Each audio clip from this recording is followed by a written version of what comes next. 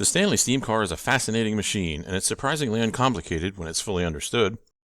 One of my favorite quotes from George Woodbury's wonderful 1950 book, The Story of a Stanley Steamer, is this one. "My first glimpse into the vitals of a Stanley steamer appalled me by the apparent quantity and complexity. Then the situation became clarified.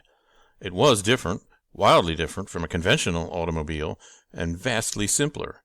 Much simpler than just the electrical system alone of an internal combustion machine. And compared to today's electronically controlled engines, this difference is even more dramatic. The Stanley is basically a collection of fluid systems. The word fluid in this case includes vapors and gases, and it has very few moving parts. So this is the first of 3 presentations which explain those systems in a new and orderly way. They don't try to show the actual layout of any individual car. Instead, they are stripped-down schematics that show functionality as simply as possible. These presentations are based on the functions in a typical non-condensing Stanley in the collection at Auburn Heights, where I volunteer, our 1914 Model 607. There are some slight differences in older and newer Stanleys, but the basic functionality is always the same. In this presentation, we'll be looking at the movement of steam and of cylinder oil. First, let's take a look at some of the symbols I use, because these are not industry standard pipe fitter symbols for these functions. A red line represents a tube or a pipe, and if there's significant movement of the fluid inside of it, an arrow will show the direction of the flow. These are hand valves. The black line crossing the fluid line shows that they can block the flow at that point. And this is a check valve, which allows fluid to flow only in one direction. In this example, fluid can move from left to right, but it can't move from right to left. Now, here's a simple block diagram of the primary parts of the car. Over here is a 2-cylinder steam engine, a miniature version of what was used in railroad locomotives. It's geared directly to the rear axle and makes the car move when steam is fed to it. When the car is stopped, the engine is stopped. And in order to move the car in reverse, the engine has to turn in the opposite direction. Here is the boiler, a drum containing water and built with hundreds of narrow tubes like these connecting the top and bottom.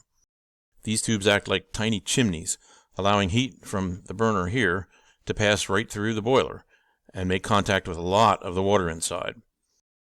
If burner heat could only reach the bottom surface of the drum, it would be more like a gigantic tea kettle, and it would take way too long to boil enough water to drive a car.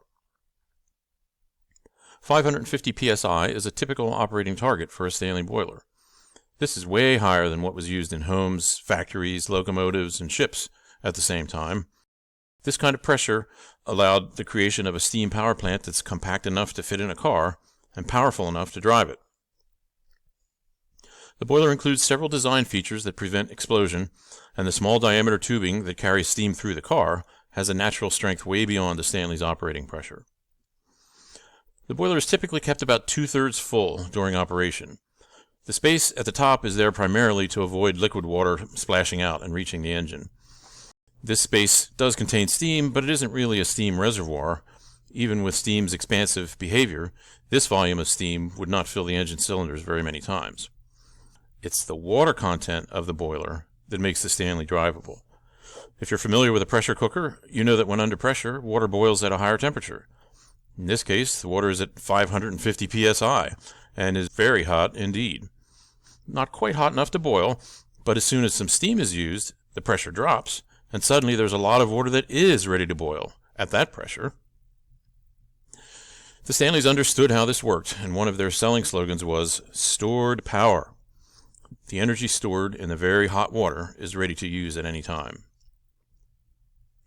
Okay, the first order of business is to always know what the pressure is inside the boiler. There are a lot of safeguards to prevent overpressure, but the operator needs to know that the pressure isn't going too high. More often, though, the operator needs to run the car so that the pressure doesn't fall very far, because that makes for poor performance and can stop the car entirely. Falling pressure might also indicate some malfunction. So, we add a steam pressure gauge. It's on the dashboard where the driver can see it. Now, we want a final backup against some rare potential combination of operator error and the failure of automatic controls. So, there's a spring-loaded pressure relief valve mounted right on the boiler.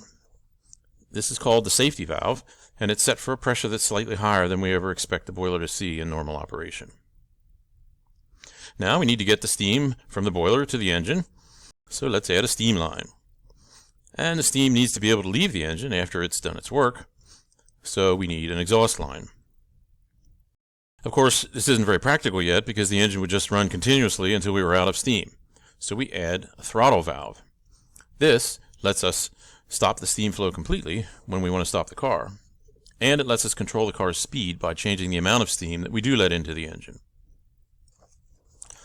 Now, we will find that there are some occasions when we'd like to let steam pass through the engine without moving the car. So we want a pressure relief line here to let steam out. Of course, that line has to be closed when we do want the car to move, so we add a valve to it, which is termed the drip valve. You might be able to identify this valve on the cylinders of the next steam locomotive you see, although it's a lot bigger there. Now, it turns out that after steam is generated, it can be given even more energy by heating it further.